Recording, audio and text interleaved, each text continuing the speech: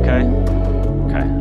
So thank you for being here for this important conversation about the future of climate policy and governance in California. As everyone probably knows, this is an era of powerful threats and challenges to decarbonization in California. We're dealing with attacks on California's regulatory authority from the Trump administration, growth in wildfire damages and risks, an affordability crisis, a loss of faith in the capacity of the government to solve big problems like climate change, and reduced attention to climate change in the electorate, among other challenges. So in the face of these threats and challenges, there's an urgent need for fresh ideas for how to continue California's climate leadership in 2026 and beyond. Surfacing and discussing these ideas is the core purpose of this panel today. So we have a fantastic set of panelists with wide-ranging experience to do just that. To my immediate left, we have Danny Cullenward, who's an economist and lawyer and a senior fellow at the Kleinman Center for Energy Policy at University of Pennsylvania. He has served as vice chair of California's Independent Emissions Market Advisory Committee and is co-author of the fantastic book, Making Climate Policy Work. To Danny's left, we have Ann Carlson, who's the Shirley Shapiro Professor of Environmental Law at UCLA. She is a leading scholar of climate and air pollution law and served in the Biden administration as administrator of the National Highway Traffic Safety Administration, overseeing fuel economy standards, among other things. And finally, we have Nuantara Key, who is the Chief Operating Officer at California Forward, which is running a major new effort, which I hope to learn more about, called the Climate Smart Economy Initiative. She previously served as Deputy Director for Climate Resilience in California's Governor's Office of Planning and Research, and is an expert on climate adaptation and resilience. So just as a preview of what we're doing today, we're gonna start by asking the panelists to, in 10 minutes or less, reflect on the following question. I'll say the question in a minute. And after these initial remarks, I'm gonna ask the panelists some follow-ups, some additional questions, and then turn it over to the audience for the last half an hour. So please ready your questions. So the question we're gonna start with for the panelists is, what are your key lessons learned from working in California climate policy? And based on those lessons learned, what should California's core approach from 2026 forward be, responding to the challenges we've discussed? Do we need more of the same? Do we need minor tweaks? Do we need a radical overhaul? And if so, in what direction? And Danny, we will start with you. Oh boy. Well, thank you for having me. Can you all hear me in the back? So it's a pleasure to be here. I've been in conversation with Ann for many, many years about these topics, and more recently with Sam and his colleagues here at Berkeley. And it's just a pleasure to be chatting with you all about a topic that I just agree with the setup. I work at the University of Pennsylvania. I live in San Francisco. And wherever I go in the US, people think California is not a valid topic of study. But nobody second guesses the UK or Germany or Japan or other comparably sized and important areas of geopolitical relevance, including on climate policy in particular. So I'm just delighted that this is a focus. I'm going to have, I think, probably one of the more challenging messages to carry, which I think things have not been going well, and they've not been going well for a long time. And we really need to understand why if we want to make the progress I think everyone here is committed to making. So forgive me for carrying the more negative side of the burden today, but it's important, I think, to look these things in the eye and talk about them. Let me open up with a question. So in 2006, the state passed Assembly Bill 32, which set the goal of returning to 1990 emissions statewide by the year 2020. That was considered a really ambitious, maybe some would say crazy idea at the time it was passed. When did the state achieve AB 32's goal? 2014. What was it? A little bit before 2020, you say 2014. Other takers, higher, lower? 2016, close. That was, I think 2017 was the first announcement. It's 2011. Now, how is it possible that the state met a completely unrealistic target, according to many opponents of this proposal, a mere 5 years after the legislation was passed and several years before major initiatives were actually put into regulatory effect? And the answer is mostly three things. One, an accounting gimmick. So the state has retconned its entire approach to greenhouse gas accounting, which has fundamentally shifted all of the markers and metrics. Nobody talks about this, but it's actually fundamental. A second, much more positive reason is the state decarbonized its electricity sector much faster than anticipated, in part because technology progressed much faster than anyone hoped for. And we did great. Sorry, the low-hanging fruit is gone, but it happened quickly. And the third reason, just to be blunt, is we had pretty low economic growth after the Great Recession and the financial crisis of 2008, 2009. We got pretty lucky. And what I think makes me really nervous is a lot of people carried the sense of we did it early with them without examining their priors and how we got there. And it's led to what I will describe as, and I don't mean any offense by this, but I think it's important to hear it, the Tinkerbell theory of climate politics. If you just clap loud enough, the climate policy is going to work out. And I think that's been a really toxic structure for the way we've conducted work on climate policy in the state. It's become difficult to raise critical views about what's going on. And people who express negative sentiments or critical views about policy instruments are seen as not helping the cause. That can be an appropriate reaction when things are going well. But I think that diagnosis has sort of misread what's going on in the state and caused us to coast for a lot longer than we needed to. And we've avoided some of the harder conversations because the premise has been just keep going, right? Each new bigger, bolder target will be met with the same optimism that we brought to the first target without, I think, an understanding of the scale of the change that was required. And for these deeper targets, for 2030 and 2045, we will not coast our way to them. We're probably not going to hit 2030. It's almost certain at this point we're not going to hit our 2030 target. And that contrasts, I think, quite sharply with the regulatory pronouncements of near 100% certainty that particular regulations would guarantee that outcome. So I think there's three things that this theory, this Tinkerbell theory of climate politics, has been holding back because we've not really talked about what's going on. One is that there's been a strategic myopia in the state's response. CARB, the California Air Resources Board, which is in charge of the overall state policy framework, is a vehicle regulator. It is arguably one of the best vehicle regulators in the world, and they have focused a lot of attention on tailpipe emissions. My colleague Ann knows more about this than anyone. I'll just say it's going pretty well up until the Trump administration, and it's complicated. That's not CARB's fault. But one thing CARB is not good at is tackling vehicle miles traveled, urbanism, transit, and housing, which are actually numerically, if you look at the studies, a much bigger lever for decarbonizing the transportation sector than our tailpipe emission standards. So again, no criticism of that good work, but a kind of strategic myopia.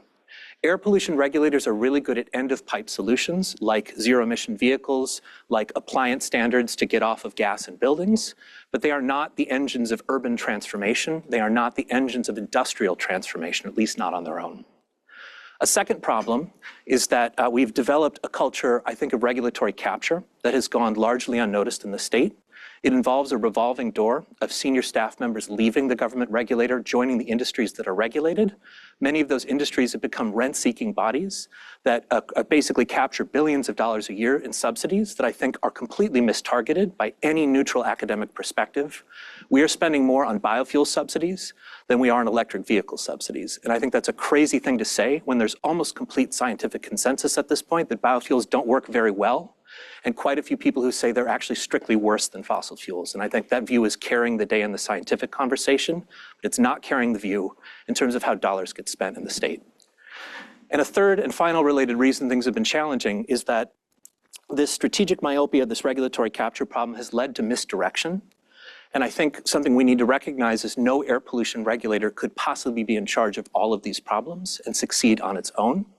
The solutions that are necessary are bigger than one agency, and the strategic strengths of this agency, CARB, are not particularly well suited to market-based climate policies. Market-based climate policies are very difficult to implement in political terms because they raise energy prices directly. That makes them a target. And because CARB, for a number of reasons, has embraced them, they become essentially a dumping grounds for toxic regulatory politics, where they are motivated to say, we have solved the problem with a market-based climate policy, but we've got to make the policy not bite. It's got to not cost consumers. And so we end up designing policies that don't work while declaring they do work. And that's a huge strategic misdirection that I think recognizes or is based on the challenge that no one agency could do this, but because we keep saying we've solved the problem, we don't actually start talking about the real problem. I could go on and on. I think some of the analytical challenges are most important to center. We have these various state scoping plans that say how we're going to get to these big, scary targets. They have completely made up numbers. I mean, completely made up numbers. My favorite example from the last scoping plan, which relied heavily on direct air capture, an expensive form of carbon removal, a technology I support, by the way, as well as an extraordinary amount of hydrogen. The modeling assumptions assumed there would be no grid impacts from zero carbon hydrogen based on clean electricity. There would be no grid impacts from the largest contemplated deployment of direct air capture in any jurisdiction in history. It was a modeling assumption to assume those things would just happen without any impact on the grid. That is the opposite of planning. That is misdirection. And I think until one begins to understand where these problems come from, it's really hard to say exactly what should we do next. To me, the answer is clear that it has to involve a revival of urbanism. It has to involve a reduction in vehicle miles traveled through housing and transit. And it has to involve sophisticated industrial strategies that balance the private needs of the industries, who are major emitters in today's economy, with the public interest in transforming those industries rather than simply handing them a blank check. So I think I'll stop there, and I look very much forward to the conversation, including potentially different points of view from my colleagues. Thank you. Thank you, and thanks for inviting me. It's great to be here. Great to see Danny. Danny and I served on the IEMAC, as it's known, together before I joined the Biden administration. I'm going to just focus on transportation because that really is the area I know best, and I do have views about the chaos that California finds itself in right now as a result of attacks by the Trump administration. These are not new attacks, and so let me take you back to the early 2000s when California first began actually proposing and then ultimately devising regulations to cut greenhouse gases from vehicles. That was through they're called the PAVLI standards. That was through a bill that was passed in, I think, 2003. But California can't do that unless it gets a waiver from the federal government. And the federal, this is under the Clean Air Act. As you probably all know, California has special authority to regulate vehicle emissions, but it can't do so without a waiver. They have to meet various criteria, which they typically meet, but the regulation of greenhouse gases, as opposed to conventional pollution from the tailpipes of vehicles, has been controversial. And it was controversial from the get-go. So the first waiver was denied by the Bush administration. The Obama administration came in, granted it, essentially extended California's standards nationwide, and then adopted a new set of standards that was supposed to take us through 2025. Then Trump 1 came into power, rolled back those standards. Biden came in, we, through NHTSA, where I was, and EPA, issued 2 rounds of standards, the CAFE standards, which I was in charge of, were separate. It was actually a separate set of standards, unlike Obama, for complicated reasons that I'm happy to discuss. Those are under major attack now by Congress and the Trump administration. Among other things, Congress has rolled back penalties for failure to comply with the auto standards to 0, and has a proposal that would actually weaken standards that were issued during Trump 1, let alone the Biden standards, just to give you a sense for how large the assault is. And of course, have also repealed the endangerment finding. That's the finding under the Clean Air Act that allows EPA to regulate greenhouse gases. That took out the EPA side of the standards. So this has been a battle that's been ongoing for a couple of decades now. And I think it suggests that we need a revisiting of how California exercises its power in order to try to build durable policy. I think that was a great word to use. We've had anything but durable policy. We've had this regulatory back and forth, again, for 2 decades now. That's not good for anybody. It's certainly not good for the climate. It's not good for auto manufacturers, although they have been heartily supporting the rollbacks. GM was instrumental in the zero penalty CAFE legislation, and also in the use of the Congressional Review Act to yank 3 of California's waivers. So it may not be good for them, but they'd rather, I think, have no regulation or little regulation than steady regulation. Although I think in the long run, that's probably not good for the American auto industry. So here's what I think going forward.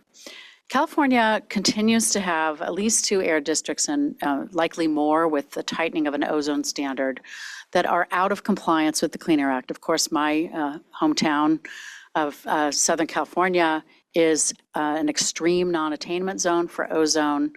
The Central Valley is also way out of compliance for ozone. And the only way that we can comply with those standards is to electrify the vehicle fleet. And by vehicle fleet, I mean everything that moves. So everything from lawnmowers, I know that doesn't sound like a vehicle, but mobile sources, to trucks, to cars, to ships, which we don't have authority over, although we can do a lot with our ports, to rail, et cetera. And California has used that authority, but most of its focus over the course of the last 2 decades has been to couch its standards in climate terms, so to reduce greenhouse gases, which is a completely laudable goal, but it's also what's made it such a target of Republican administrations. Air pollution, so here's my suggestion. My suggestion is that California issue new standards that have nothing to do with greenhouse gases, that move to electrify the vehicle fleet or otherwise move to zero emissions in order to meet our air standards. We should be able to get waivers for that. The statutory language for California is clear on that. There's a big co-benefit. The big co-benefit is that we also reduce greenhouse gases, but it's not the central focus of the regulatory apparatus. We have to be careful. There's all kinds of complexities about this, but I would simply drop the climate focus, even though we will get the benefits for legal reasons. And I can talk more about that if people have questions, but I think we're more likely to get more durable policy if we do that.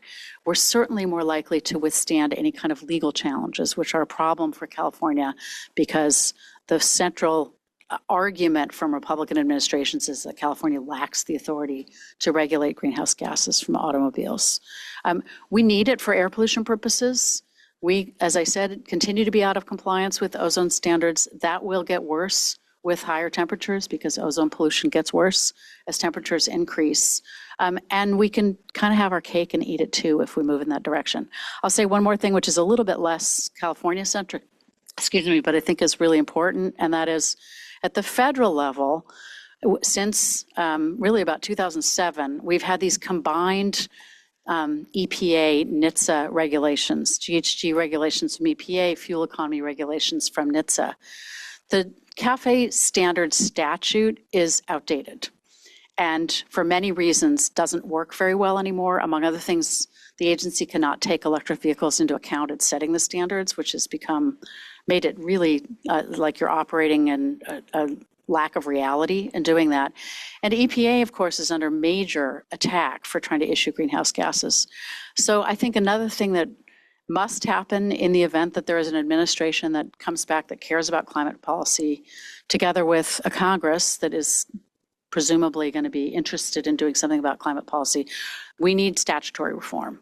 It's no longer viable, I think, to issue new sets of regulations every 4 years that get yanked by the next administration. We need something more durable than that. Those work in conjunction with California, which is why I raise it. But that, if I got to wave a magic wand, that's what I would do going forward. Thank you. Great. Can you all hear me? Okay. Tell me if not, and I'll hold the mic. Thank you so much for the opportunity to be here. Nuantara Key, as mentioned, I'm COO at an organization called California Forward, for those who may not know who we are. We're a statewide policy organization, really an economic development organization, but we hold a certain view, which is that anything we are doing on the economy has to incorporate climate, both from a kind of macroeconomic and the energy transition perspective, but also where I spend a lot of my time is thinking about how do we actually manage the impacts of an already changing climate as a fiscal and economic issue, which is part of what I will bring in. Really wonderful to be here today and for this conversation, and very aligned with much of what has already been said. I think I'm not going to get it right. Your Tinkerbell theory of yeah. So I appreciate that. I have also, one of my other kind of terms that I have used is maybe similar of some green wishing, which is like you put it out and then it will happen, right? So very, very aligned, and appreciate the perspectives here. You know, I think from our view and kind of building on what's already been shared, we see, and this is part of our climate smart economy work that I will get to, California has led on the regulatory side. We have, set the kind of some standards. We have kind of really shown, what a strong regulatory framework can look like with all of the kind of points that have already been said. And the challenges, but what we have not done is kind of built an economic strategy to go along with that regulatory approach. I think you provided, Danny, significant detail around kind of the challenges of trying to, what we see is really trying to drive an economic transition that has to take place across our entire economy through an air quality regulator. That is not how you drive economic change. That is not how you drive economic development, which is really central to what we need to be doing to really be able to deliver on our climate agenda. I also appreciate your point of, maybe we don't need to lead with the climate piece to accrue and see those benefits, which is also, some of the work that we've been looking at. I think in addition to, and you kind of covered already kind of the fact that we're not on track to hit our 2030 targets. I think there's a couple pieces that I would add in on that context. In addition to kind of seeing emissions reductions, and I think people have probably seen the chart where that is very common, where you see the kind of we've decoupled GDP or economic growth from emissions reductions. Yes, that's true. You talked about kind of hitting our, grid targets early, kind of decarbonizing the electricity sector early. But what that graph does not show are some other underlying conditions that are happening in our system, which is one, kind of, we are the fourth largest economy. We did see economic growth, but we've also seen significant growth in income inequality, and that is not shown in that graph. We are at a place where about 1/3 of families are living paycheck to paycheck in California. We also are tied for highest poverty rate in the country with Louisiana. That has also happened at the same time. We also see and do a lot of our work really focused at kind of what are the regional approaches around economic development. We know in California there is no one size fits all of kind of top down what an economic development agenda looks like.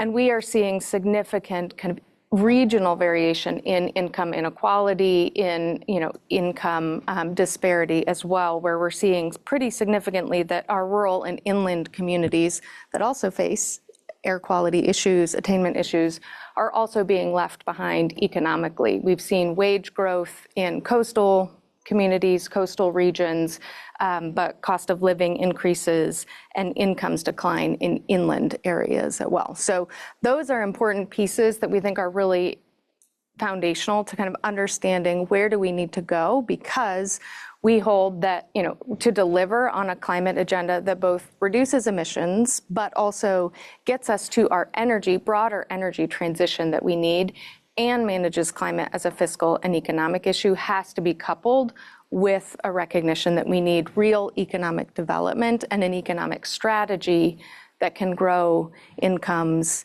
and support kind of developing the right economic sectors that can help us deliver on our climate agenda. So that's some kind of context setting on our view into this work. I think a couple things that we're working on as part of our Climate Smart Economy Initiative. One is, the affordability kind of craze really took Sacramento by storm last year. I think there's a couple things there. One is, and I know we'll get into this, I think there has been some confusion of managing near-term costs and addressing long-term affordability. We see that in the energy side. We also see that in how we're thinking about insurance and insurance pricing, so we can kind of talk through that a little bit. But the other piece that I think the affordability conversation right now hasn't really focused on is part of the affordability piece is actually people being able to make and have incomes to be able to pay for things. It is managing costs, but it's also making sure people can afford those. And as I was talking about before, we've seen significant kind of income inequality and declining, wages in the state as well, except for some sectors. So some of the work that we're doing is looking at where does California have a competitive advantage. We are not going to be the lead on all kind of advanced manufacturing sectors, and I don't think we should try, but there are some areas like our bioeconomy where we have a natural advantage. We have a diversity of potential resources and commodities that we could be looking at, from kind of forest management and looking at wood products, but also looking at ag and other kind of commodities that could be made to really address some of these circular economy issues that also provide economic opportunity as well, especially in regions. So we're working to develop kind of a bioeconomy roadmap for the state, because as you were talking about earlier, we tend to be subsidizing some of the kind of biomass utilization pieces that really don't make economic sense. And we have spent a lot of time subsidizing those and having political fights as opposed to building economic markets that can sustain and grow other alternatives. Another example here is in California around kind of Kern County, which oil and gas, is, I'm sure most of everybody here knows, has really anchored kind of that regional economy for generations. And while we have made ambitious targets and goals to reduce, fossil fuel use and extraction here in the state, there really hasn't been a real strategy for what happens in those regions, what happens to the economic base, to the tax base, as we're looking to make those transitions. And so that is another piece that we really, that also just becomes a kind of a political economy question and factor that we have to be dealing with. So that's part of our work, is like thinking about what are the economic sectors, where does California have a natural advantage to be building and driving an economy that addresses issues of shared prosperity, but also delivers on climate. On the adaptation and resilience side, and I think we'll probably come to this more, so I'll make this quick. I think one of the things that we have been really focused on is kind of this state's underlying fiscal kind of health and stability. We have been very dependent on cap and trade as like where and how we invest in climate. Cap and trade, or GGRF, cap and invest, someday I'll remember, and GGRF are a really small share of the state's overall budget. When I was in state service, we spent a lot of time trying to figure out, actually, the state as an investor and an asset owner is making significant investments every day, and we need to be thinking about all of those investments being able to, in different ways and to different extents, driving on our emissions and our climate goals. Part of, I think, where we also need to go, and I'll end on this, is we use the term kind of climate action. And I think for a long time, climate action has meant reducing emissions or the climate mitigation side of things. We are in a point in time when we have to be coupling adaptation and resilience into what it means to take climate action. And that requires kind of a different, and I can unpack this later, but kind of a different view on what it means to manage costs, price climate into our economic and fiscal systems, and also recognize that, we're already living in a already changing climate, and that requires thinking about really long-term durable systems to manage that. Thank you. So many interesting issues brought up there, a lot that I want to follow up on. But one question that comes to mind, and I should say before I start asking questions, you don't have to respond to everything I ask, but you're welcome to respond to anything.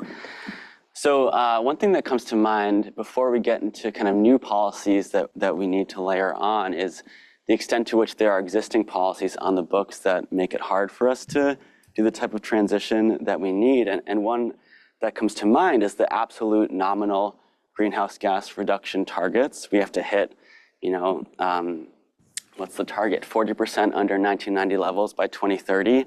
We're not on track to hit it.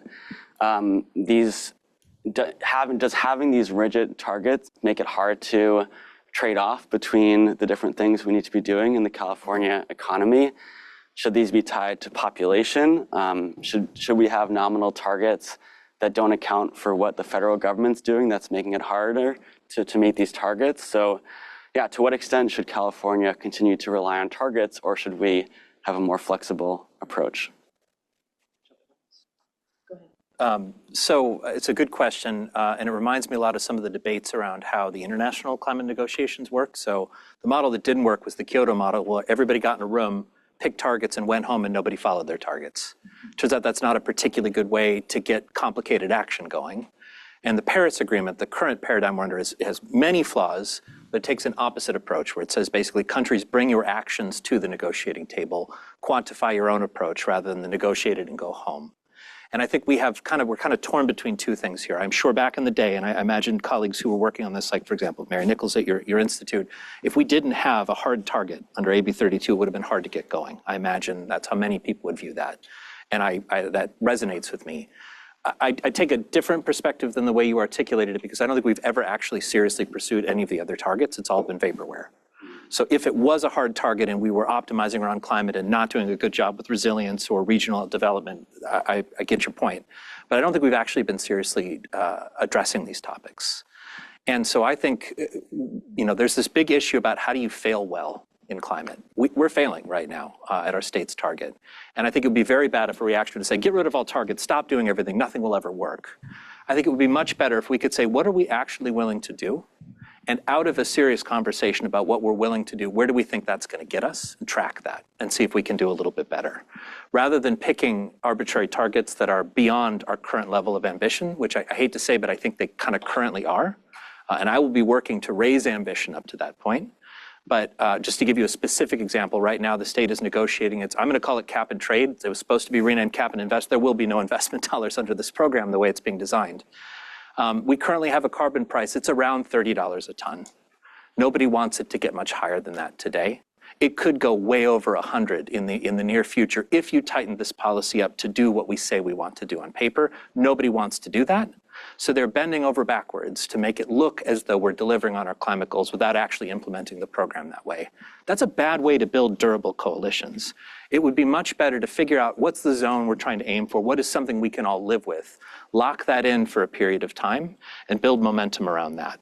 And because there's the possibility of the price being at 30 or the price being 110 or anywhere in between, nobody knows what to do, and that's ending up sort of in a lower level of overall ambition than I think would be possible if instead of reaching for big targets that are beyond current political capacity, we said, let's negotiate the level of effort we're willing to pursue and try and figure out where that effort is getting us, knowing it's not enough and we need to do more, rather than asking every single policy initiative to reach for the moon and be accountable for falling short. So I'm going to jump in here and actually take us back in history a little bit to argue in favor of super ambitious targets even when they fail. And the example I'm going to use is the Clean Air Act.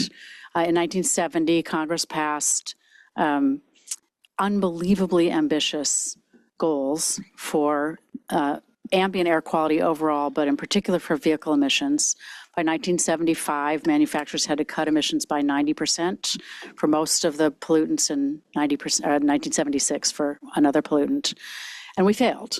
And courts extended the deadline, Congress extended the deadline. And yet we got the invention of the catalytic converter, the banning of lead in gasoline, some of the biggest public health accomplishments ever because those targets were so ambitious. I think there's complicated questions about whether climate is parallel, whether there's the same level of public support for some pain. In 1975 or prior to that, William Ruckelshaus, who was the EPA administrator, was actually willing to sacrifice a number of car types in order to reach those goals. I mean, there was just a commitment to doing something that was really going to change the automotive market. But we wouldn't have gotten there without those targets. And they were set with literally Edmund Muskie saying, we don't know how we're going to get there. We're setting them based on public health, not on what's technologically available. The technology was not available. It became available because there was an arms race and a belief on the part of the manufacturers that Ruckelshaus was serious. And that California was serious because California had this special authority. It jumped in when the federal government backed away. It was willing to implement very strong standards that led to the outfitting of almost all vehicles in 1976 with catalytic technology. So ambition can drive innovation in a way that I worry if we don't have numerical targets that are ambitious. We really lower our sights and lower our targets. That's not to say, again, that there aren't issues when you've got targets that we're not meeting, et cetera, but that's not new to environmental policy. That's been an ongoing issue for many, many years. Again, just Southern California did not have a state implementation plan out of the Clean Air Act that was actually approved by EPA until 1997, 27 years after the Clean Air Act was passed. We've never been in attainment with the ozone standards. But our air is so much cleaner than it used to be that because of those targets, that I worry that if we lower our ambition to what's possible as opposed to what might happen if we shot high, that we achieve much less. Yeah, I would add on, I think I agree the targets are important for kind of putting that out there. I think where I at least have observed is we've gotten into kind of a trap of just setting target after target without having the strategy on how we're going to drive towards it in a long term and thinking about kind of the long-term durable shifts that need to happen to get us there. So I do think there's a important place for the target setting, as you were saying. I think just one additional piece on the kind of the emissions piece that you were asking. There's, I think, another component where we've been using emissions as a proxy for other things that we should not be using emissions for. For example, understanding broader economic transition risk. And this is a very simple example, but if we use emissions as the proxy for how we're trying to understand that economic transition and broader economic risk, and say you are a spark plug manufacturer and you decarbonize your entire supply chain, you will have done a great job of reducing emissions. You will have missed your major driver of economic risk, which is EVs don't use spark plugs. So if we use GHGs as a proxy for all risk of measuring and understanding what this broader transition looks like, we are potentially losing sight of major drivers of both risk, but also opportunity. So just to the point of kind of the myopic view on emissions, I don't think is serving us well. I also think there's a really important question that we need to ask ourselves, and this gets to the land use piece of this as well, which is over what time frame are we looking at reducing emissions? This was something we worked on when we were working on the Affordable Housing and Sustainable Communities grant program, which is one of the major programs that's been funded through the state's Greenhouse Gas Reduction Fund. We had lots of internal discussions around kind of what time frame. Should we be making catalytic investments that in, say, Central Valley, in communities that don't have transit, that don't have the infrastructure, but state investment could really change the kind of dynamic in that region, but over a much longer time period? Or, not to say investments in the Bay Area aren't also equally critical, but investments in affordable housing in the Bay, where probably the market was going to support it realistically anyway in the near term, it will have a greater emissions reduction potential in the near term, but we are kind of, how do we balance that? And that's a big outstanding question that I don't think we as a state have really come to an answer on, of like where we're driving our investments for what change over what period of time when we're talking about meeting these long-term targets. So cap and trade, cap and invest has come up a couple times. So in addition to targets, California uses a bunch of market-based mechanisms for its climate policies. We have cap and trade, we have the low carbon fuel standard, we have a market for renewable energy credits as part of our renewable portfolio standard, we have the zero emissions vehicle credit market.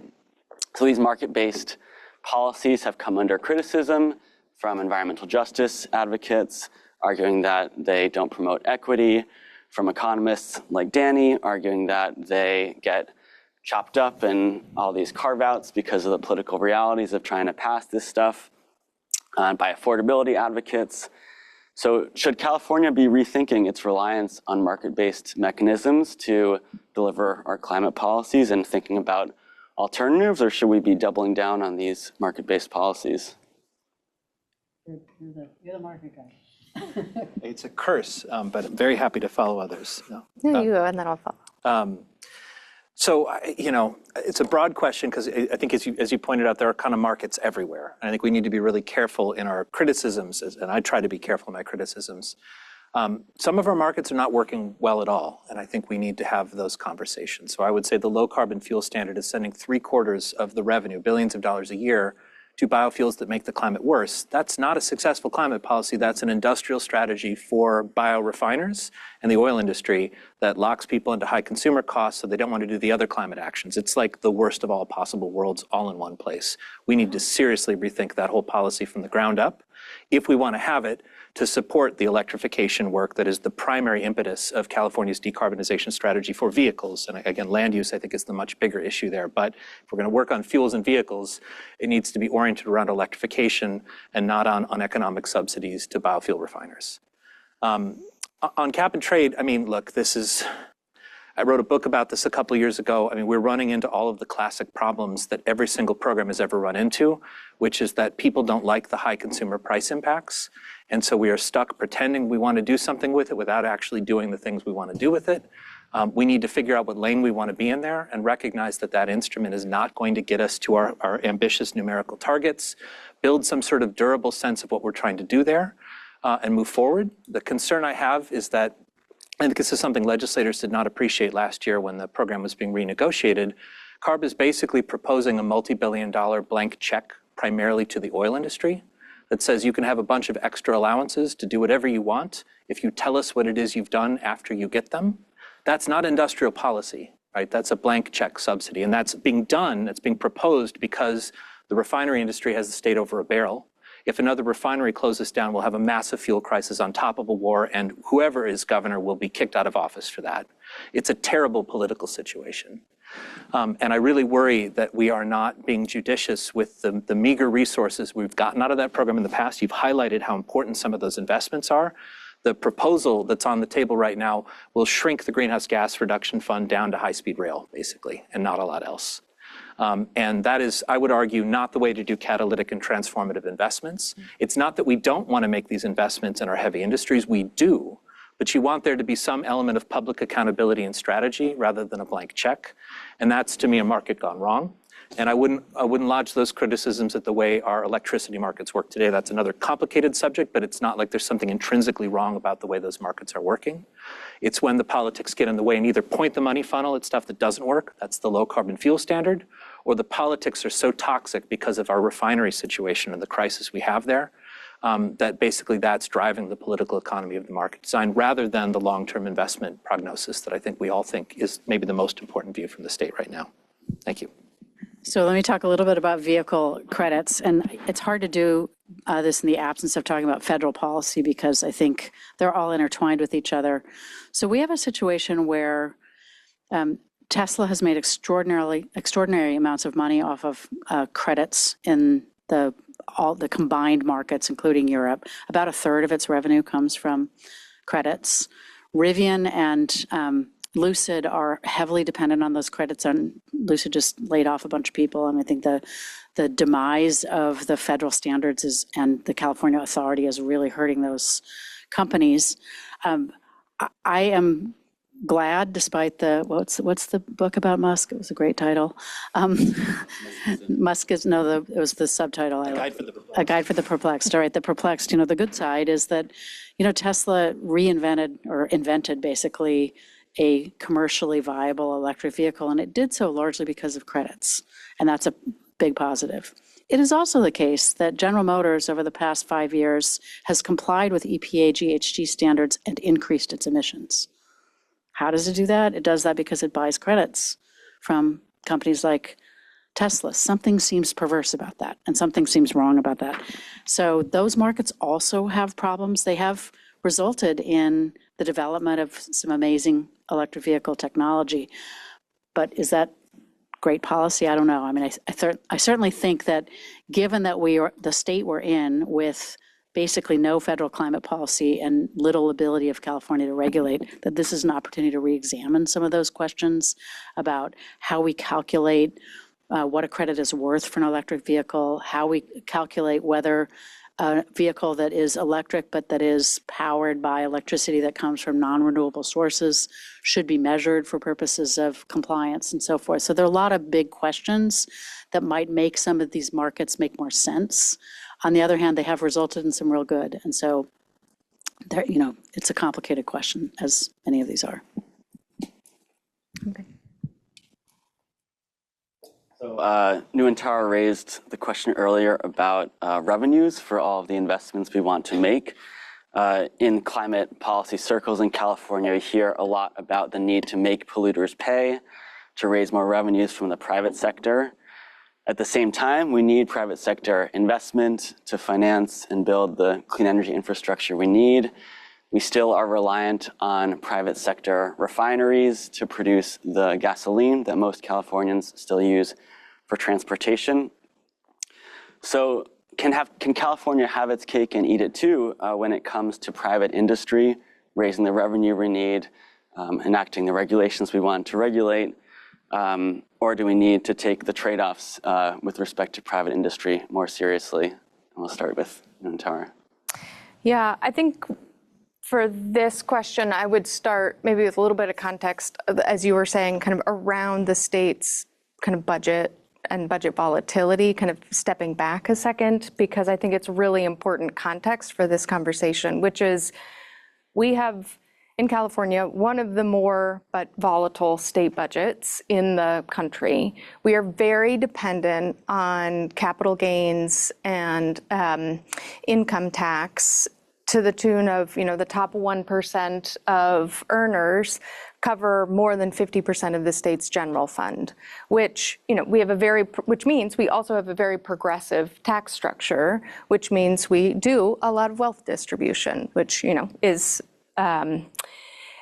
a very good outcome in general. I think one of the questions that we, kind of one of the hard questions we have to face, though, to your point, Danny, kind of where you opened up of like being honest with what kind of where we're at, is that also means we've oriented a lot of policy around and economic policy around a set of, and most of that kind of income that we have been seeing come through and growth in the state's revenue has come from tech.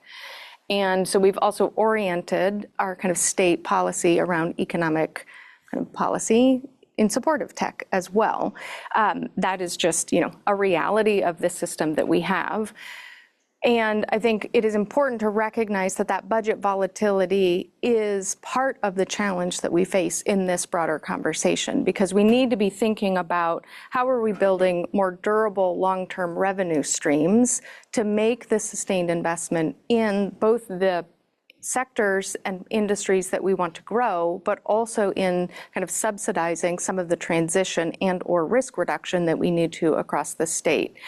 So when I was in the state, we went from kind of just, and it was during the pandemic, so wild budget swings, but I think now we're in kind of, we'll see what happens with a potential AI kind of tech bust, if and, when that happens to the state's economy, we could see similar things. But in a matter of weeks, we went from a $12 billion projected budget surplus leading into the 2020 budget, within a matter of weeks, projected $54 billion deficit, because of the wild swings in our budget and revenues.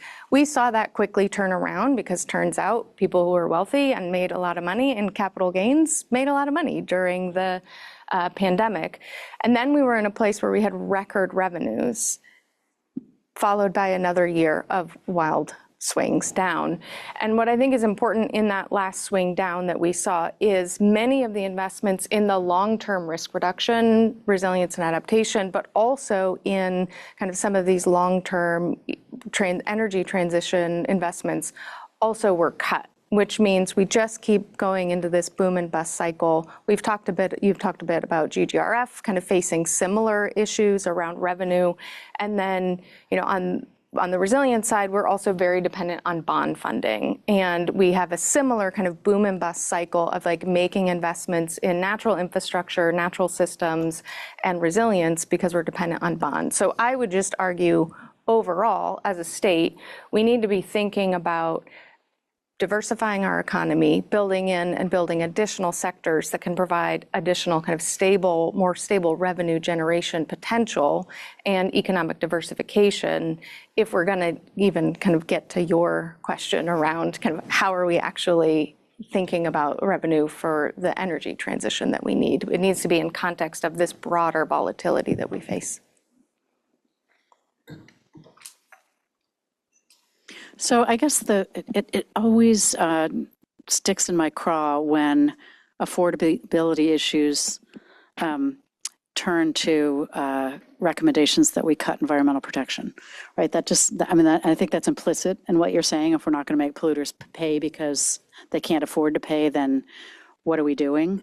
And it's particularly acute right now as gas prices are skyrocketing because of an unbelievably environmentally destructive war that is also killing people and, creating havoc in oil markets and so forth. So I want to resist the framing a bit. I do think there's this much broader questions about where do we get revenue that we ought to decouple probably from talking about environmental protection. So, whether we rely heavily on capital gains is not at core about whether polluters can afford to internalize the cost of their pollution. So I guess I just want to resist the framing altogether. Maybe that's cheap, but it doesn't strike me that cutting regulations on polluters is a good response to a war that has created an unbelievably tight supply in the oil markets. So I'll just stop there. The refineries are happy to close their doors, right? Well, yeah, but does that mean, okay, let's scale back on environmental protections for fence line communities that live near refineries? That seems like a very odd kind of choice that doesn't strike me as the right question. I mean, it might be that we subsidize the oil industry, as Danny has already suggested we're doing, without also increasing hazardous air pollutant emissions into the community of Wilmington or Richmond. It's just it's always struck me as an odd dichotomy to suggest that you can have one and not the other potentially. I mean, that's always the way it's framed. Regulation is too expensive. It's frequently also overblown in terms of the claims that are made about the expense of regulation. Also, frequently overlooking the technological innovations that result and propel the California economy in many ways because of regulation, not in spite of it. So I want to resist the frame. Come on, just two related points to this conversation. So one is I need to throw a little hate at the NGOs really quickly, or rather at the foundations who fund them, because there's a very small number of foundations who kind of set the strategic agenda. And everybody was all excited about making polluters pay for the last year or two because Vermont went off and did it. I think New York, maybe another state did it. Yeah.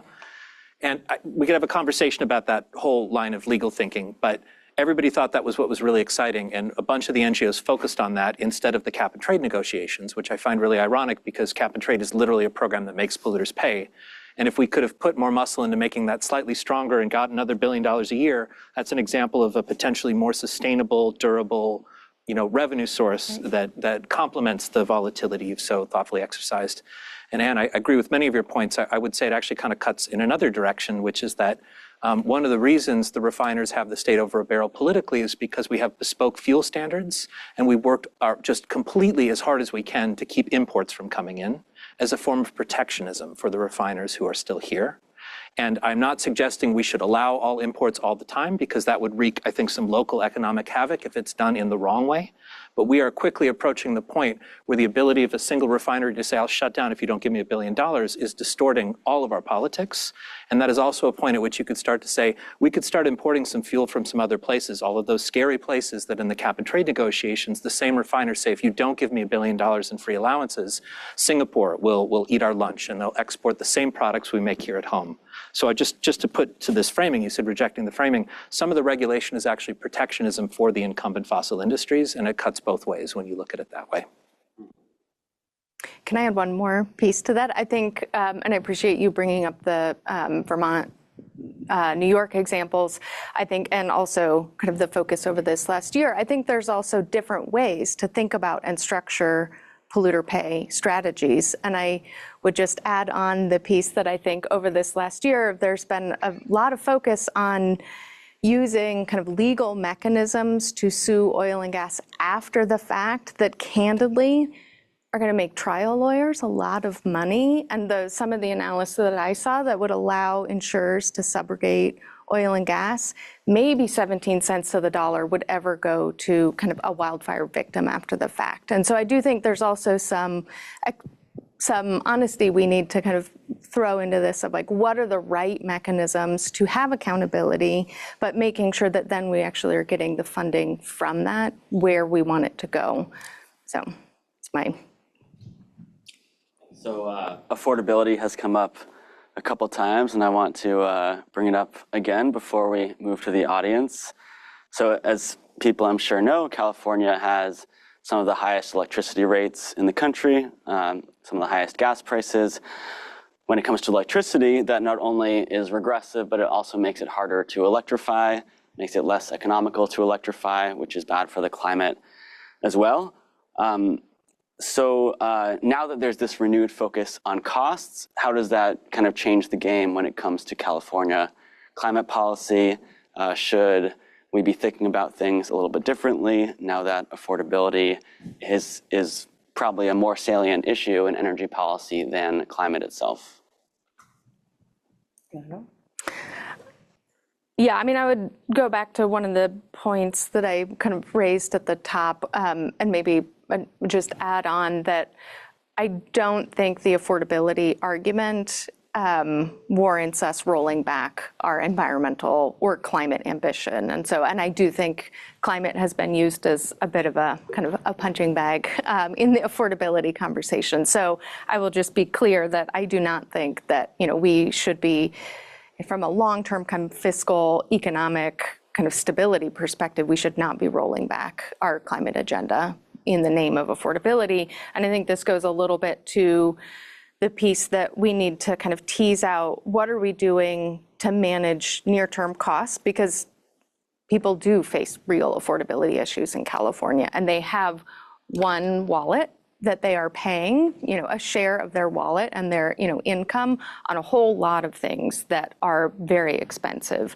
housing, transportation, food, healthcare, childcare, a whole suite of things. And so we need to really think about what is the whole kind of wallet that people are having to spend on, and what are the real drivers of those costs, and not conflate kind of the near-term costs for some of the, energy side of things, and then also say insurance, and then just say, oh, well, we need to reduce those costs, so we're going to roll back our climate agenda.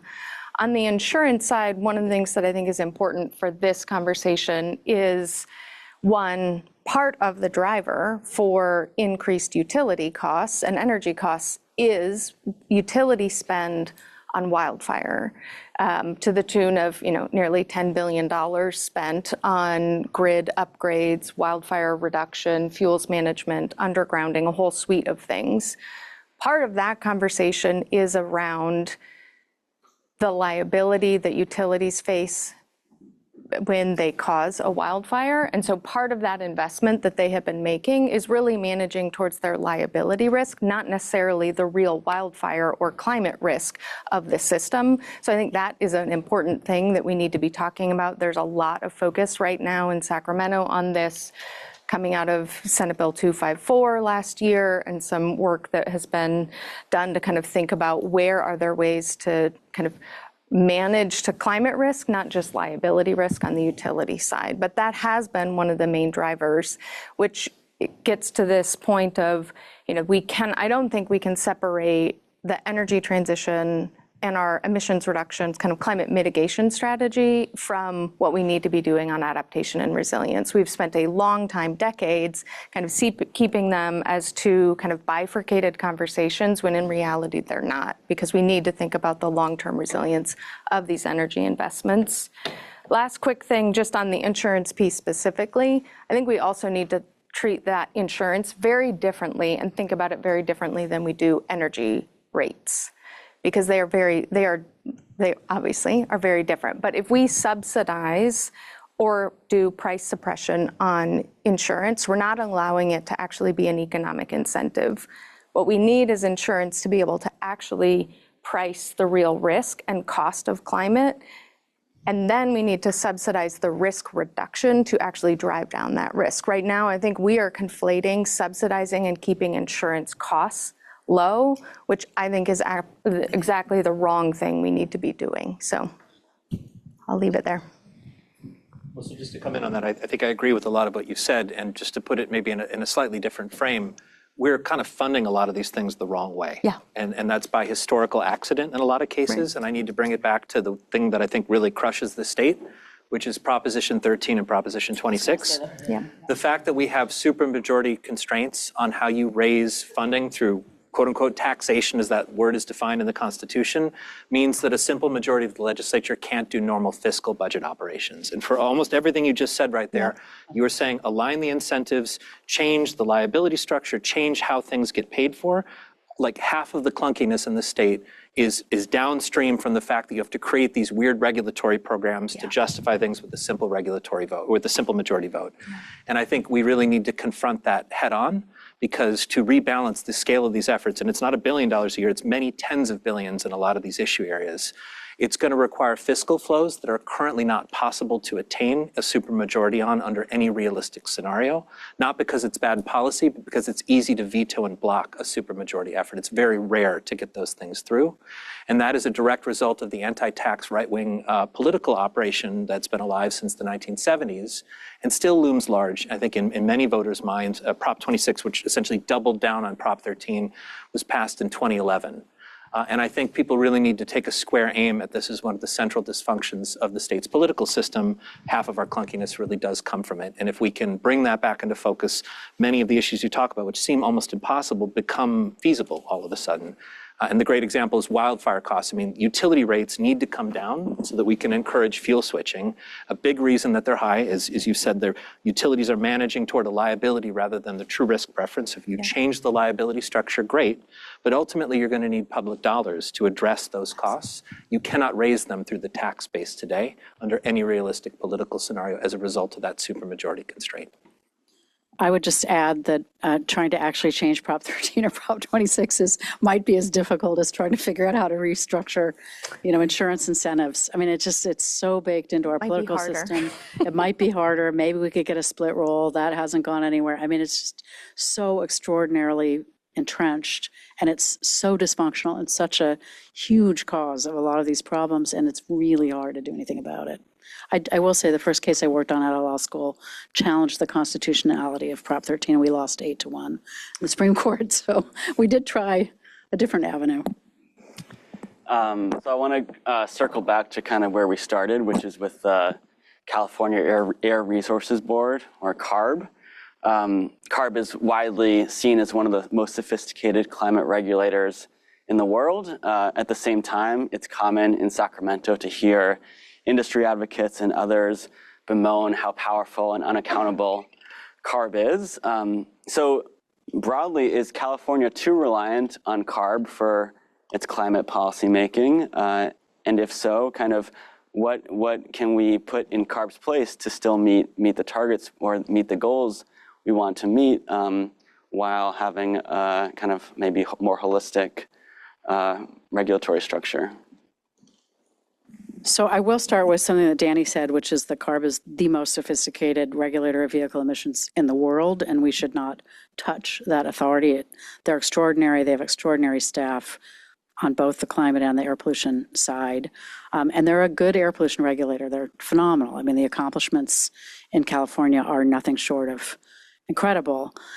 The one piece that I've always thought was a mismatch is SB 375. That's the land use effort to reduce greenhouse gases through land use choices. I also think in some ways it has the question backwards. I mean, there are a lot of reasons to develop transit-oriented housing, more affordable housing, et cetera. And perhaps a good benefit of that is reducing greenhouse gases. It's very hard to make that a sort of target and then sort of manage your policies around the greenhouse gas target. And CARB is not a land use agency. And I think it's always been kind of a stepchild. I don't know what the right agency is. I think it's extraordinarily difficult to drive down greenhouse gases when you have a built environment with many of those emissions baked in. But that's always struck me as the biggest mismatch. And I think CARB would probably be happy to get rid of it. So in addition, it might be politically possible to do that, but I don't know where you put it, because the reality is that it's a very difficult program.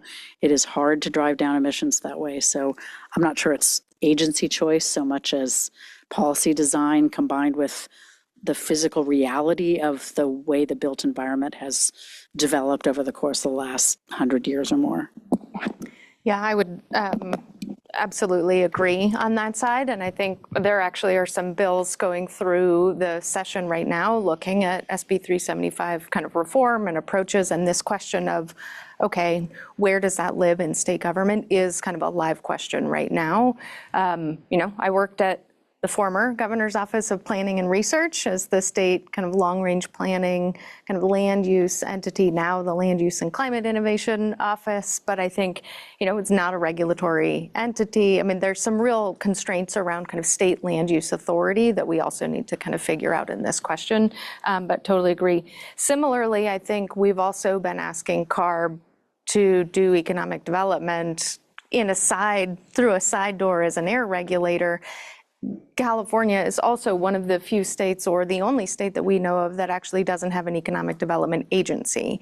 And so we've kind of been putting things on CARB and other places in absence of an agency that actually is thinking about kind of long-term economic development strategy. And so I think this is also part of our climate economy playbook, is like stepping back and really thinking about, do we have the right long-term durable both state structures? Not that a state agency is going to solve all of it, but we're kind of really lacking even just that infrastructure at the state level to be thinking about what is the long-term economic strategy.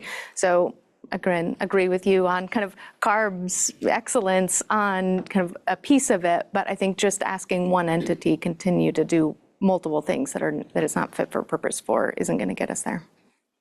Yeah, maybe just add a few thoughts on that. I think that broadly resonates. Again, it's one of the best vehicle regulators in the world.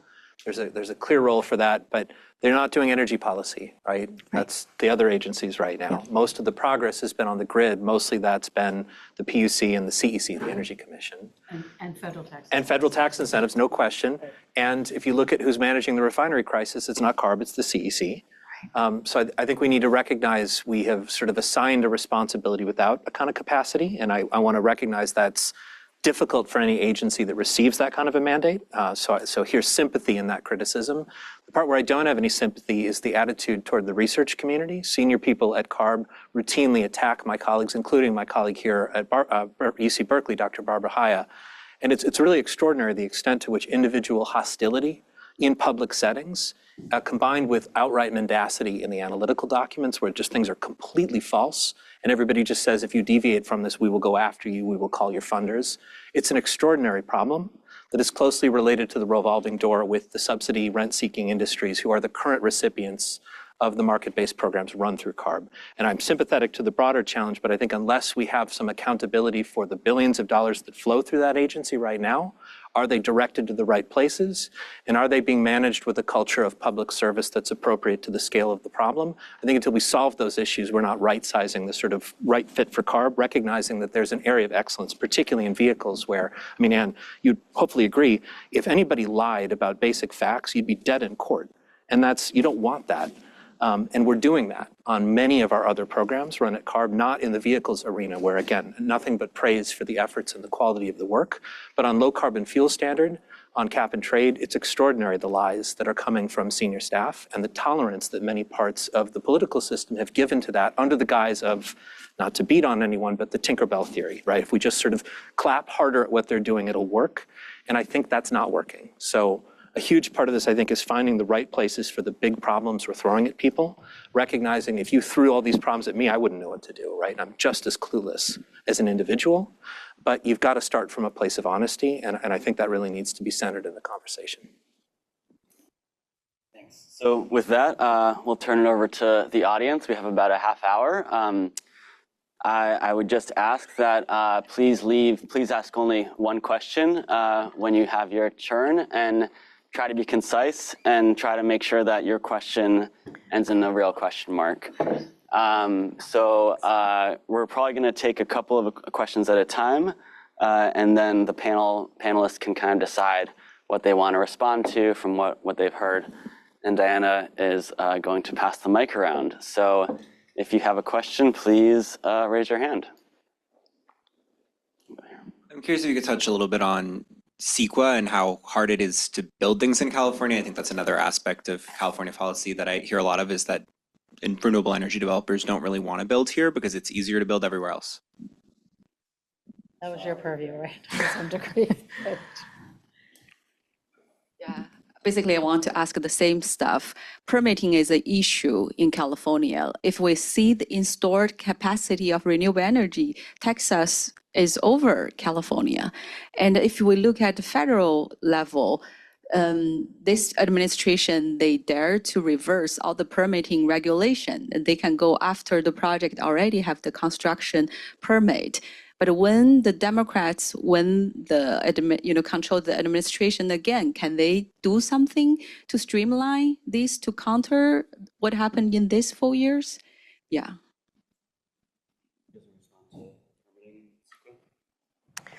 I mean, yeah, I think We've seen a lot. I mean, CEQA has definitely been a focus of attention, obviously. I think there are absolutely areas where kind of CEQA has been a challenge. I also think there are areas where it's not actually CEQA that is driving the issue. A lot of it is some of the, incentives. We have not signaled to some of the sectors that we would want to see investing that actually this is a place where we want them to come. We've been doing a lot of work on trying to kind of find a negotiated path around some of the advanced manufacturing conversation that's been happening, that we do want to send signals that we want certain types of industry, certain types of manufacturing that can help us with much of what we've been talking about come to California. I think CEQA and permitting is part of it. From kind of at a top line, I think part of it is the timing issue more than actually going through the kind of CEQA requirements. It's the potential for lawsuits. It's the potential for kind of the timeline to be extended for some of these projects that then bring in kind of financial questions and bringing in kind of the capital in the right time. So I think that is part of it. And again, I also think some of it just isn't CEQA, but it's easy to kind of pick on CEQA because it's kind of an easy target. I do think just kind of reflecting on last year, there also was a lot, obviously, that happened in terms of kind of CEQA reform. I don't know that it was all done really with a strategic view on what made the most sense to kind of pull back or kind of areas of focus. And so I do think there is important kind of for us to kind of step back and think about what are really the challenges in this process, where are there real pinch points, and do a little bit more of a strategic kind of stock take as opposed to, somebody having one idea that ended up kind of being a little bit of a Christmas tree approach on some of the reforms that we saw come through. But just to add very briefly on that, so disclosure, I've consulted for a couple of environmental justice organizations. I'm not representing them here, but just to share a sentiment I've heard as part of this negotiation you're referring to. So it's pretty common in California because of the complexity of CEQA for people to grant exemptions through legislation. And you refer to it as kind of a Christmas tree. If somebody says, I want a lane of exemptions to promote a certain set of activities, other people come along and say, well, what about my thing? Can you add my thing to it? And I think this is an area where I haven't done technical work, but a reflection I wanted to share is I heard a lot of broad enthusiasm for the exemptions that were designed to support infill urban housing. And I heard a lot of discomfort around the definition of manufacturing, not necessarily the concept, but I think there's a perception that feels grounded to me that there are some pretty big loopholes in the statute that got passed that would really undercut, I think, some interest groups' perspectives on what needs to be done. And I just mentioned this from the standpoint of this is an incredibly political topic, and it's negotiated through really esoteric legal issues that I have avoided like the plague because I deal with such other drama. But it really does matter a lot, and particularly if we're going in the exemption route, if you basically create an exemption with a giant loophole, that can be really good for certain kinds of development, but can also undermine the political durability of the intended compromise. And I think we're seeing that. CalMatters has had some good reporting on it over the last month or two, talking about the sort of response to what happened last year, which, like everything in Sacramento, is done at the last minute and sometimes a little imperfectly. And until we can sort of land in a more stable place, it's hard to get that predictable outcome, which is what you're really seeking, is everybody saying there's a lane that's open for something that works. It's not so big that it's upsetting everybody, and it's not so narrow that it doesn't resolve the questions that plague project development. Yep. Hi all. Thanks, three very complementary perspectives, so thanks for the conversation. So everyone, we've had a pretty transportation-focused discussion, and I think at some point all three of you have referenced how small relatively the cap and trade pot is for driving climate progress. I was wondering if I could ask you all, since we're here in a political economy talk, about Caltrans, which has a $30 billion a year project budget and spends only a minuscule fraction of that on anything that could be kind of conceived as specifically decarbonized transport or transit. So I wonder from each of your perspectives if you could talk a little bit about what you think needs to happen or what coalition would need to come together to remake the actual source, the main source of transportation and mobility funding in this state to achieve climate goals.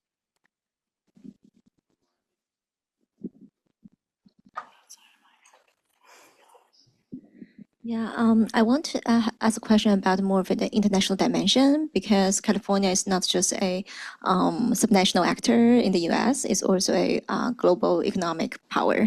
So, and also the clean energy transition is not just about domestic transition, it's also involve a lot of international actors in the supply chain of like solar, battery, a lot of industries. So I always wondered, so what do you think the leverage that the California government has or the business sector has in collaborating, not collaborating, but more of a how to elevate this position in the global economy to continue engage or more of a draw more of international investment in supporting its faster energy transition?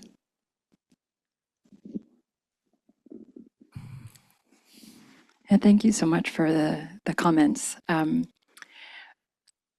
State agencies complete standardized regulatory impact assessments, which become these flashpoints for a lot of the politics. From your perspective, what could make those assessments a more productive vehicle for public deliberation over ideal policy levers? Is it agencies not paying attention to certain good work that the research community is doing? Is it ways the document itself needs to be restructured or reimagined to open up useful lines of inquiry?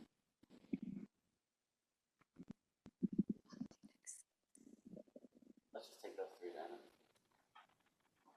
Respond to everyone. I'm going to try the Caltrans one, although I am not a Caltrans expert, but I did come out of the Federal Department of Transportation where a lot of the money flows. And the bipartisan infrastructure law really was an effort to try to, at least to some degree, push back on spending for, highways, roadways that carry lots of vehicles at high speeds by trying to channel money into safer streets, into so this is how tough the politics are. I guess this is just an anecdote to kind of set the stage for why it's so difficult to get transportation funding funneled in the way that might actually build healthier and more sustainable communities. The person who was the deputy Federal Highways Administrator, who was supposed to be nominated to be the administrator, saw her nomination go down because there was a memo that suggested that in funding transportation projects, we take into account greenhouse gas emissions reductions. That's how terrible the politics were, at least at the national level. I don't think they're as terrible in California, but there's such an embedded sense that that roads and highways are made to carry cars. That's what they're for. They're not for bicycles. They're not for pedestrians. For many, many years, highway departments around the country, literally highway engineers have not thought about safety as part of their mission. Their mission is about the most efficient way to get a vehicle from here to there. So I guess that's just a long way of saying that there's such a deeply ingrained sense about what the transportation system is for, and pushing back against that is extraordinarily important. But there are a lot of obstacles in place. So I can't go into California funding for, because I don't know it very well. It's just not an agency I've spent a lot of time thinking about. But it was striking in DC how much resistance there was to change, how much DOT now is turning that all around again. It's not just climate, it's bicycles, it's pedestrian safety, it's all of it. That, our roadways, again, are designed to get people from A to B in a vehicle and kind of nothing else. And it's a big obstacle to overcome. I'll jump in maybe on the international question, which I think is really an interesting one. I've been reflecting a lot. I've been spending some time in Europe for another work assignment, and watching the European capitals think about the geopolitics of energy and how they want to position themselves in global supply chains. And a lot of it has to do, frankly, with partnerships with China. Recently, you saw also Mark Carney is now talking about setting up co-manufacturing of EVs, because whatever you want to say about Tesla, and I completely agree with Anne, it was California's credits plus the federal credits that built Tesla. That's really the engine that made Tesla possible. The Chinese manufacturers are better than Tesla at this point. And of course, most of the PVs are built in China as well. So I think one thing I think is striking, in part because we haven't treated California as a large geopolitical actor, is I haven't seen as much international strategy around supply chains and security issues in the way you expect out of Germany, France, or the UK. And I think that's actually really important. I've also watched Europeans come here because the way we handle our batteries on the grid is much better than the way they're doing it in Europe right now. So there's a two-way street for learning, but I think it's particularly important to have a strategy for how the supply chains for the main low carbon technologies will evolve over time and a theory for how to integrate that.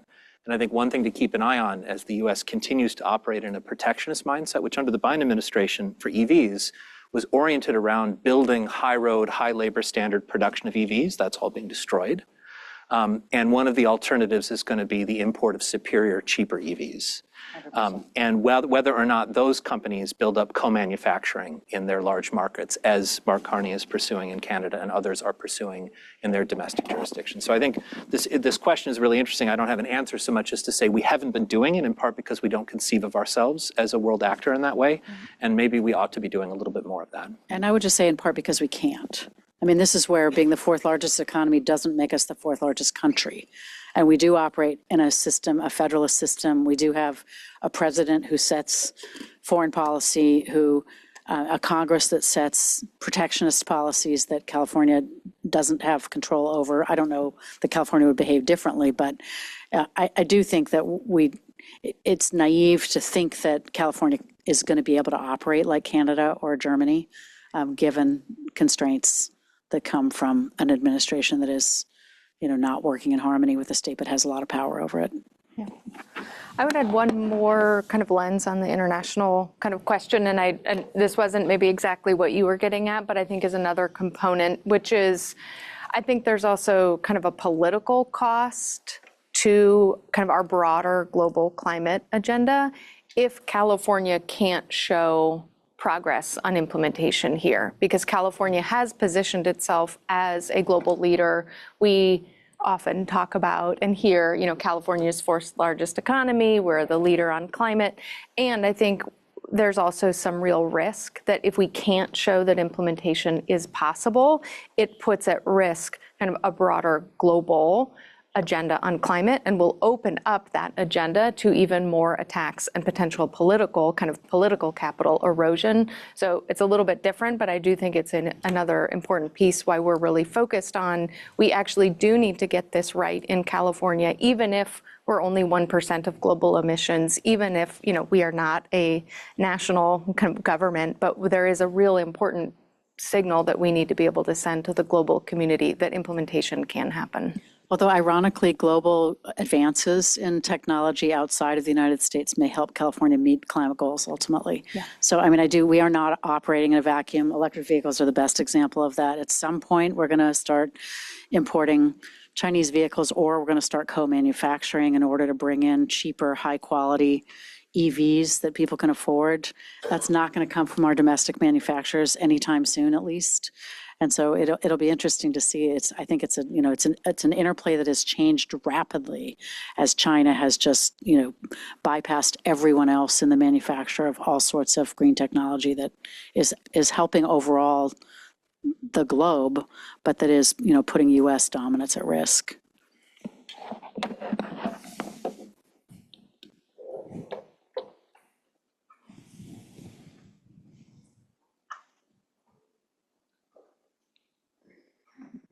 Hi, thank you so much for such a helpful, informative presentation. I have a question specifically for New and Tara, and I was particularly interested in your economic lens through which you're seeing these challenges. And I was here at BESI a few weeks ago listening to Emmanuel Sainz, a professor here at Berkeley, and Professor Galley from Berkeley Law speak about the billionaires tax that they've actually co-written that's going to be on the ballot, it looks like this November. And given that it seems that a lot of the challenges that we face in California are based on, in the environmental sphere and otherwise, based on a lack of resources, financial resources to actually pay for what needs to be changed. I'm wondering why I keep hearing you, and I'm totally saying this not as a challenge, but just honestly just a question, talk about income rather than wealth, given that billionaires in California are paying it's less than 2% of their wealth is being taxed. And, ordinary Americans are paying for, like 30% or whatever we're paying for, a lot more than that for working people. Yeah, that's my question. Oh, yeah.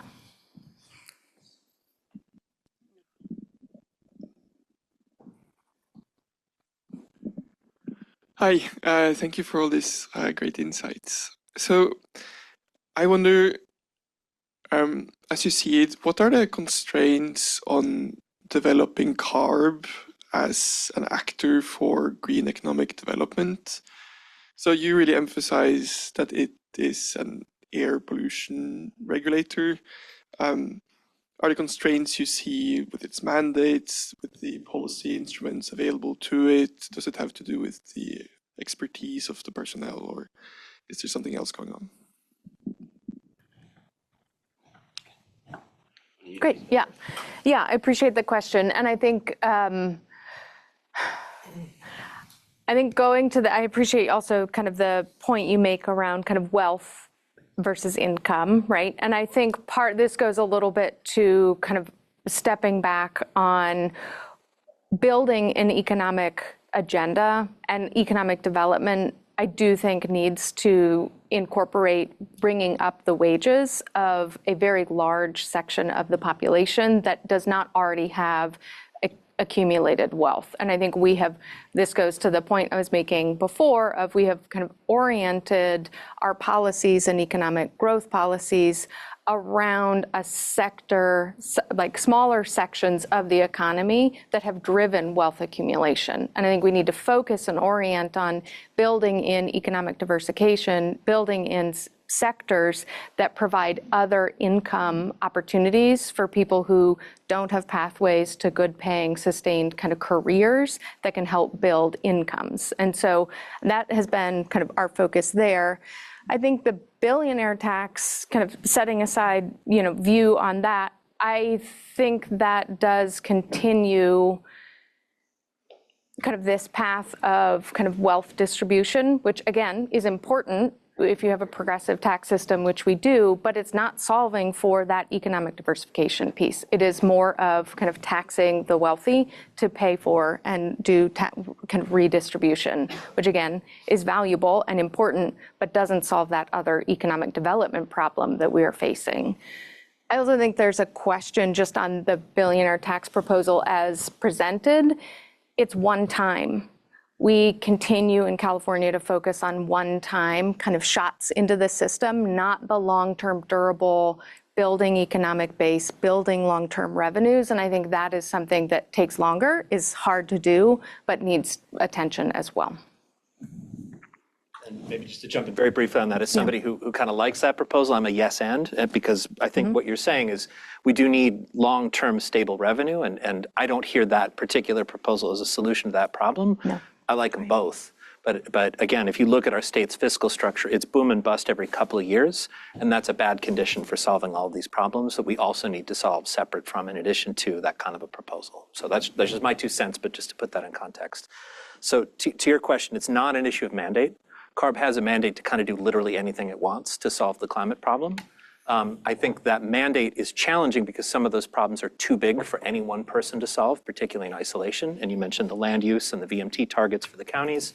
Nobody wants to touch that. CARB's not touching that. It's not because they couldn't do more. Technically, it's because it's a giant political football that they've been handed that they don't love, right? There are other issues where I do think competence is a big part of it. And just to connect back to the question about these standardized regulatory impact assessments, the economics coming out of CARB is it's all funny numbers. It's all politics.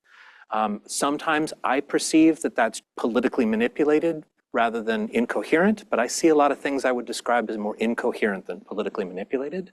This is not an economic development agency. This is an agency that has a strong multi-decade tradition of cleaning up air pollution, particularly local air pollution, and they happen to be really good at vehicle technology, and I think by extension have gotten pretty good at appliance technologies as well. End-of-pipe solutions, the boilers in your home, the cars in your driveway, but that's not building new industries, that's not running through careful economic analysis of the impacts of their programs. I think they could do better on that if they wanted to. They're choosing not to, so it goes. But I think that really speaks to the divides we've sort of already covered here about it may not be the right agency to handle all of those problems. And it may be better to think about assigning some of those problems to other actors who are better suited to it and are maybe starting from a position of a longer tradition of either honesty or a blank slate on some of those issues. I'll harken back. I spent a lot of time in 2024 over the low carbon fuel standard. There was a big debate. And the result of that political debate was CARB taking the political position that it's not possible to calculate the cost impact of that program full stop, because to acknowledge the cost was to create a political problem. If someone finds themselves in that position where they have to deny sort of basic econ analysis, that's a sign that something else has gone wrong. It's not, oh boy, if we could give them 3 more economists, they'd do a better job. And so I think that's what we're seeing more than a capacity issue, and it's married to the fact that they're quite good at some things, and we've told them to not only go out of their lane, but to take on everything outside of their lane. So can I just jump in here in defense of CARB a little bit? I mean, part of it is who's good at economic development? I mean, I as a government agency, like where do we put it? Who's going to solve all these problems? These are extraordinarily complicated problems with tools that are limited, with lack of flexibility in things like where we get our revenue and how we spend it, with conflicting directives from the legislature, with politicians hovering over an agency all the time about questions of affordability and all sorts of things. So I do just think it's worth like focusing on the degree of difficulty that an agency is being asked to, to carry out. I also think that agencies have cultures, and I do think that CARB is at core an air pollution and now climate regulator on the technology side, on the kind of emissions from traditional sources, stationary sources, mobile sources, and so forth.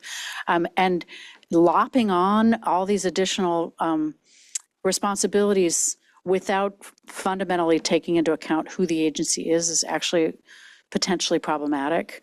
I mean, I do think agencies, again, they have expertise. Certain experts have more purchase than others.